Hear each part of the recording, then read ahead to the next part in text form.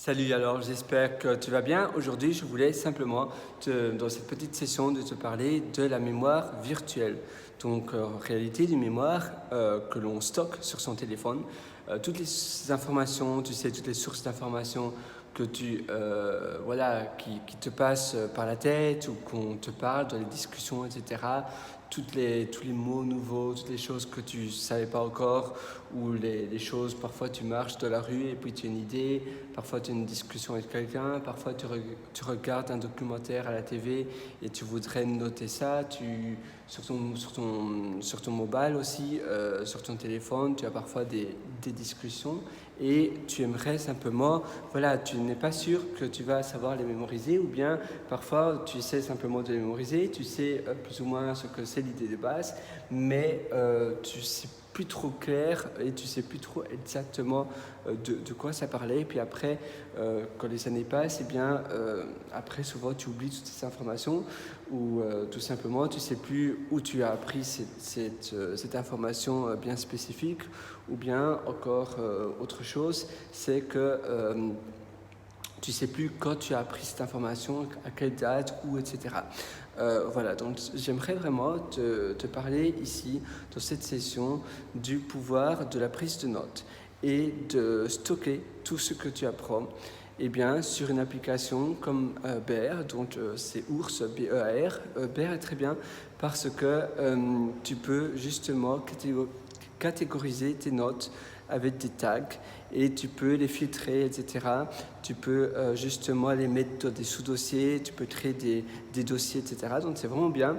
Ou bien tu as Keep, si tu utilises Android, pardon, tu as Google Keep qui est pas mal aussi. L'application Notes de Apple, même avec la dernière version d'iOS, elle reste pas super. C'est toujours assez dur de trouver des notes et le moteur de recherche, j'allais dire, donc la barre de recherche pour chercher tes notes, c'est pas très, ça recherche pas très bien, c'est assez dur. Moi personnellement, j'ai plus de 3900 notes, je pense, et pour trouver des notes, c'est vraiment casse-pied. Maintenant, c'est bien, ça se synchronise avec tous les iOS devices, mais si tu utilises Bear, d'accord, c'est pour vraiment utiliser le potentiel de l'application Bear, c'est payant, mais c'est vraiment puissant et tu peux vraiment tout noter. Tu vas me faire des screenshots, etc. Tu peux vraiment noter vraiment tout en détail et tu vas bien les catégoriser avec des catégories, etc. Ainsi, une fois que tu veux rechercher quelque chose, tu recherches par tag et puis après tu peux rechercher par différents mots-clés et ça te permet de directement avoir accès à l'information, comme si, encore beaucoup plus puissant que finalement ta mémoire. Parce que tu vas pouvoir finalement trouver directement, instantanément, tes notes de manière vraiment très intuitive. C'est vraiment quelque chose de super puissant. Finalement, tu as l'impression d'être un super humain. Tu peux aussi après créer par exemple des blogs, des articles, etc. Avec Bear, tu peux justement, si tu as un Mac ou même avec le Windows, tu peux aussi le faire. Tu splits ton écran, donc tu as split view, tu splits en deux.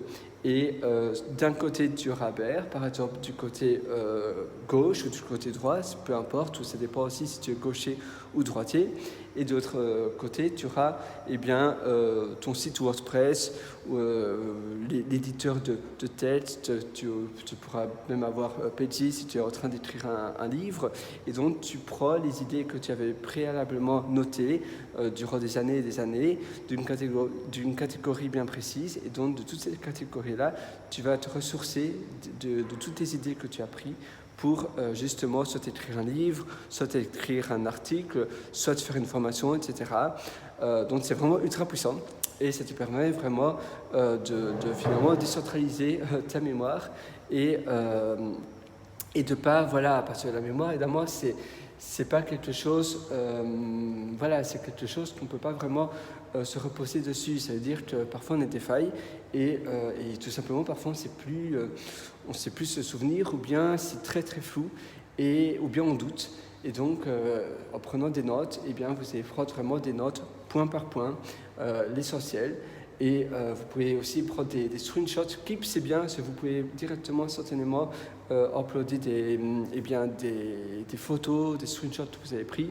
Evernote est pas mal aussi. Maintenant, de nos jours, il y a beaucoup de personnes qui aiment de moins en moins Evernote, mais ça reste aussi excellent. Moi, personnellement, je l'aime bien aussi, mais c'est très important de rester avec une seule application de notes. Si maintenant, vous n'aimez pas l'application de notes que vous avez, eh bien, changez directement, parce que sinon, ça sera encore beaucoup plus difficile. Moi, j'ai fait l'erreur de rester très longtemps avec l'application de notes d'Apple, et c'est vrai qu'après, c'est dur de tout migrer vers une autre application. Évidemment, vous n'allez pas enlever toutes les notes de l'autre application, mais si vous devez faire des recherches de notes, vous allez devoir faire des recherches sur les deux applications. Et à chaque fois que vous faites une recherche et vous trouvez une note, eh bien, mettez-la de la nouvelle application que vous utilisez. Déplacer toutes les notes d'une application à une autre, ça prend beaucoup trop de temps. Donc le plus simple, c'est à chaque fois que vous faites une recherche et vous trouvez une note importante, eh bien, vous la déplacez vers la nouvelle application que vous voulez utiliser. Et les notes que vous trouvez que finalement ça n'a plus lieu d'être, vous pouvez tout simplement les supprimer. Mais oui, une application de notes, finalement, c'est vraiment un investissement à long terme. Et même des années après, vous allez pouvoir voir aussi la manière dont vous pensiez à ce moment-là, parce qu'évidemment, la manière dont vous écrivez, etc., c'est un peu comme un journal, et ça permet vraiment de voir qu'est-ce que vous appreniez à ce moment-là, quelles étaient vos sources d'intérêt durant ces années-là. Et c'est vraiment quelque chose d'excellent.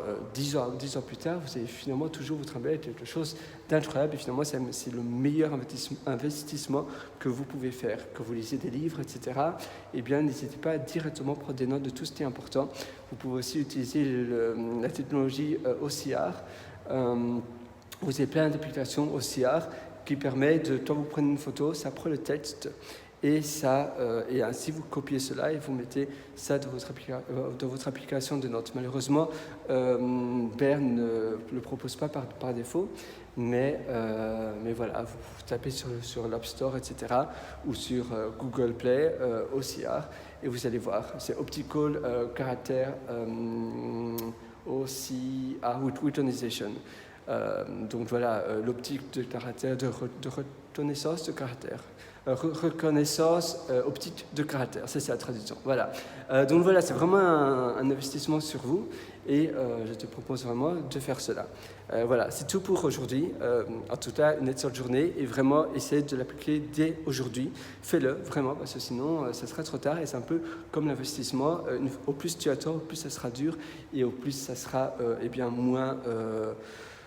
ça sera moins bien pour toi. C'est un peu comme un investissement. Au plus tu attends, au moins tu auras des résultats, des revenus.